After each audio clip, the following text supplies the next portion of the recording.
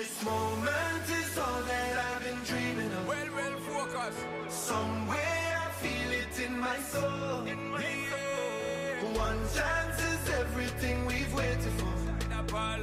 It's our time, so let me take it home and knock it out of this world. Out of this world where we going. Out of this world, yeah. Out of this world where we going.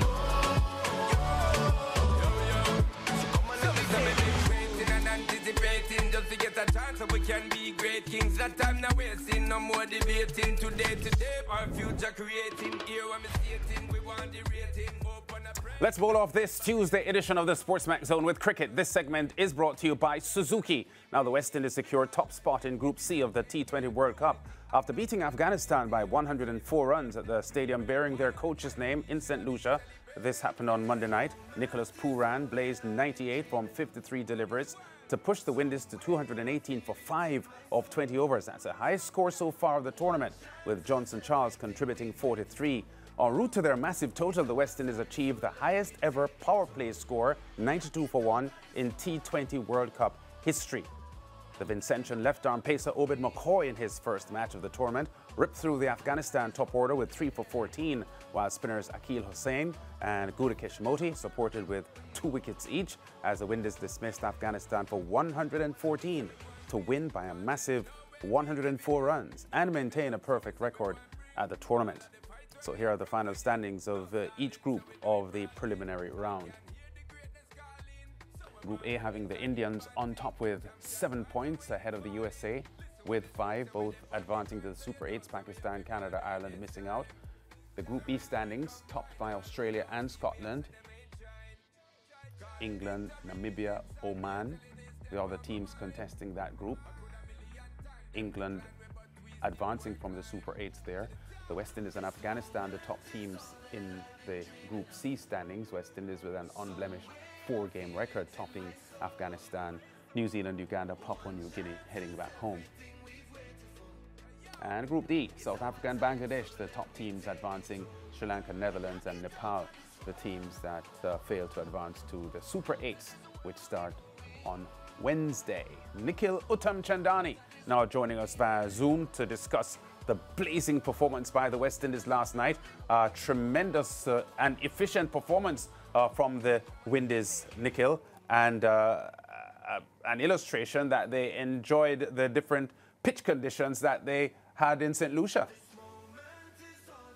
Yeah, I think it's hard not to enjoy what that surface has produced in St. Lucia. When you look at the green grass on offer, and look, it's not only a belter for the batting. I think what we saw in that first innings when Afghanistan had the new ball in hand is that there is some swing on offer. So I think that it sets up some real tasty matchups in these Super 8s when you think about England, West Indies in St. Lucia, Jofra Archer, Mark Wood, maybe a Reece Topley with that new ball in hand. The West Indies have got the seam of their own, but even England, South Africa, with all the pace and all the batting power that each team have, it's going to be real important how those games in St. Lucia go, and it could make or break a team's chances of qualifying for those semi-finals. But from a West Indies perspective, we wanted to see them be clinical, even though they had already progressed. And I thought on all fronts, Nicholas Pooran leading the batting, I know we'll get into it, but on all fronts, they were just clinical, and it was a comprehensive performance against a good Afghanistan team. This looked like the first time Afghanistan had really been tested in this tournament, and they will understand where they need to improve going into the Super 8s as well. Yeah, let's go back to the start though, Nikhil. The West Indies going in with a couple of changes. McCoy and Shea Hope getting into the 11. A lot of discussion prior to the game. A lot of people I spoke with felt that Johnson Charles should not have retained his place, even though he was at his home ground, where a stand there is named after him as well. But there was the feeling that he would have played, and he did well last night, didn't he? Yeah, I think he gave the West Indies a perfect start. Obviously, he got a bit lucky that there was no deep third. I think it was 4 balls edge, came off the outside edge and went down to deep third to start his innings. And that really gave him the platform to then accelerate. I still would have liked to see him get a bit deeper and get to a 50 or 60 to really show us that he's got that level of confidence and that brute force that we know Johnson Charles to have. But he definitely looked a lot more at home, literally, pun intended. when you look at the fact that he's got the most T20 runs at that venue, I think it's a pitch that suits him, where he can hit through the line of the ball. He prefers pace on the ball, which you tend to get a lot more at St. Lucia. And I expect the West Indies to continue to back him. I thought the Shea Hope pick was more of a contingency, as we said yesterday on yesterday's show. And if they do want to try a Shea Hope when they play in somewhere like a Barbados against the USA, where pitches will be slower, you'll get spin. But I fully expect Charles to play the games in Antigua and St. Lucia, because I think those conditions suit him nicely. Yeah, and Obed McCoy's effort should have pleased you, Nikhil, because you were favourable to his inclusion when you know the announcement came that he would replace Holder. I think life is so funny, Lance. If Romario Shepherd didn't have to return home for the birth of his child, who knows if we would be sitting here talking about McCoy. I expect Shepherd would have still played. But what I saw last night from Obed McCoy, what he offers this West Indies team with that change of angle, with his left arm seam, with his proven ability at the back end of the innings, I think, looking at the construct of that West Indies batting lineup, they can afford to sacrifice some of the batting depth that you get with Shepherd for this variance in the attack. And you just saw it, that delivery he got Mohamed Nabi with, it was over the wicket to the right-hander, and it just jagged back sharply. I think the extra bounce he can get from being 6'4" really can assist the West Indies in these Super 8s. And personally, I would like to see McCoy included, even if it means sacrificing Shepherd. You look at last night, Rutherford and Russell faced a combined 4 deliveries. I mean, if you have that much power, surely a Romario Shepherd, it may not be needed to the extent of another team where you have so much pedigree in that top order. So I really love to see how he bowled. He's waited a long time for his opportunity, and he was hungry and he took it, you know, straight away. And it was an important performance for him personally. I guess it's a matter of trust, right? Because I'm assuming that the feeling is that, you know, you don't want as many persons who can bat to be in that top order for the West Indies. But based on what we've seen in the tournament, they would have warranted trust to put in an Obed McCoy, who I'm with you there. He's actually one of my favorite players, and he brings a different dimension to this West Indies unit. And it would be a shame if he's left out, because I think he's top notch. I think when you look around at the best teams in the world, all of them have got a quality left-arm seamer, and it's just a huge difference, an angle of difference when you think about a left-arm seamer going from over the wicket, bringing the ball back into a right-hander at will. You think about Stark from Australia, Arshdeep Singh, who has been brilliant in India, Marco Jansen from South Africa, Topley, who's now got into the England squad, so England 11 correction. So I think it is important. It's important for the West Indies to have that difference in angle. And why I think his case is cemented even more to play is because we know that death overs has been the biggest concern and need for improvement from a West Indies standpoint. And Obed McCoy at his best, I think he offers a lot with the back of the hand slower delivery, with the wide Yorker, which we've not really seen from the West Indies bowlers. So definitely, I think after that performance last night, given the conditions where the West Indies will play, one in St. Lucia, one in Antigua, which you will get that extra bounce and pace, for me, I think he's a nailed-on starter. You know, I actually thought that the pitch wasn't that easy to bat on. Of course, with his West Indies scoring well over 200, you'd probably think that was the case, that it was pretty easy to bat on. But of course, in the middle overs, Afghanistan would have come back strongly, which leads me to the maturity of Nicholas Pooran in the innings that he constructed. I was really devastated with how he got out the run-out route, because he deserved that 100. It was one of the more impressive innings I've seen from him. What say you? Yeah, I totally agree. I think this is the coming of age of Nicholas Pooran, and I can't believe that he doesn't bat higher up the order in franchise cricket. He's known as a finisher. We've seen the power, but last night for me was why he's right up there with Heinrich Klaassen as the best T20 batsman in the world. When he started that innings, obviously he got off to a flyer, struck at 280 in the power play, but understood the situation, understood that, you know, Afghanistan were in a spell of good bowling. He went at less than a run a ball in the middle. I think it was 15 runs off 22 delivery space. And for Pooran, you're saying, well, look, that's quite slow. But the key thing in this innings was that he was there at the start of the 16th over. And from there, he just went berserk. How many times have you seen a bowler take 3 6s and 3 4s? A batsman take 3 6s, 3 4s against Rashid Khan, someone of his caliber. So I just think he's just in this sort of tournament is that he can play that mature innings that the West Indies need. He can be situationally aware. And what he showed me last night, the key to this West Indies batting lineup is to have one set batter entering the 16th over. Last night it was Pooran, with all that power that they have around, if they can continuously get someone set at the crease from one end in the 16th over, with the power that they have, I think they're beatable. But it was just such a mature and really commanding innings from Nicholas Pooran. And I mean, it was his first T20 World Cup 50. I think it's the first of many from his perspective. Let's take a look at the bowling now from the West Indies standpoint after seeing what Pooran did with the bat.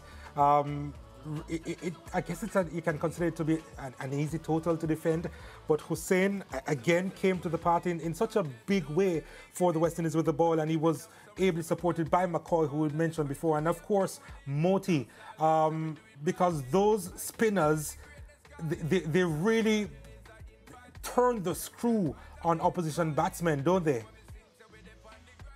Yeah, I think the key thing, and to be honest, I was one that was questioning whether Moti and Akil Hussain could fit into the same 11 when you come up against a team like New Zealand, where there's 3 or 4 left-handers in that top 6.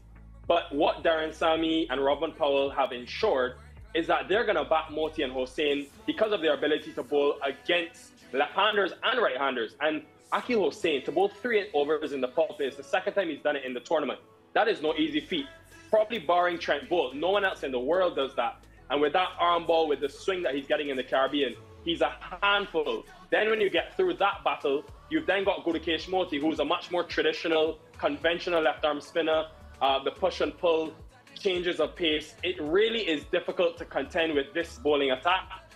And what I credit Darren Sammy and his team for sticking with these 2 left-arm spinners is going to force teams now to try and change things. A team like England, who don't have many left-handers in their top order, are going to have to think about putting Moeen Ali up the order or playing a Sam Curran. And I think that works in the West Indies' favour. The fact that you're forcing teams to change and to be different just because of the strength of the 2 and them working in tandem. So credit to Sammy and Robin for backing the 2 of them. Other teams may not have played 2 left-arm spinners all the time, but for them to flourish in St. Lucia, a place where Afghanistan spinners struggle, I think it tells you the magnitude of just how brilliant the 2 of them have as a collective. Yeah, and Nikhil, the connection not that good, but let me just get, in 15 seconds, a quick comment from you on the 2 games, starting off the Super 8s on Wednesday, the USA taking on South Africa and the West Indies against England.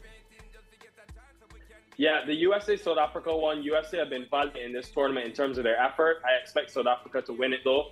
Given the conditions here in Antigua, I expect them finally the batting, the top order to come through because it's been a flat surface here. But the West Indies England one, Lance, I don't know. I think just knowledge of conditions and the power that the West Indies have, as well as Obed McCoy coming in now and the spin, and England not having many right-handers, I think is going to play into the favour of Mo Hussain.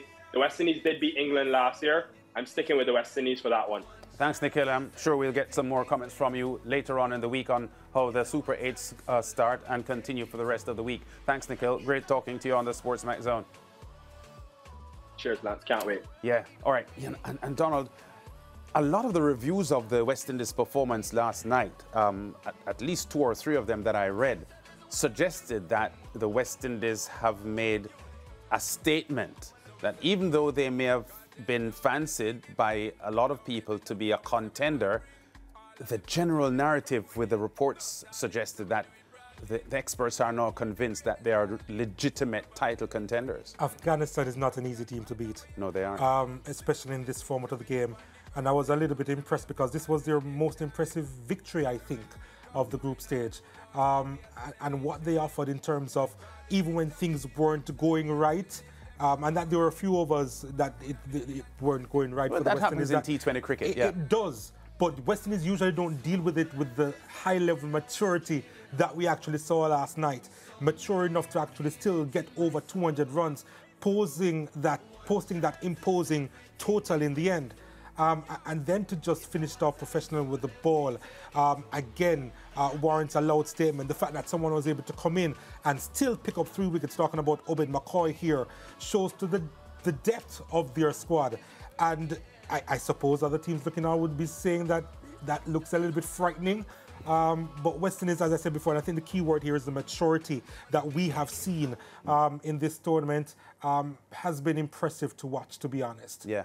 Pretty solid performance by the West Indies on Monday night, and they're up against England on Wednesday in the first match of their Super 8. We'll watch that one closely. This segment was brought to you by Suzuki, and we'll be back with more on the SportsMax Zone after this. It's our time, so let me take it to and knock it out of this world. Out of this world where we going, yeah. Out of this world, yeah. Out of this world where we going,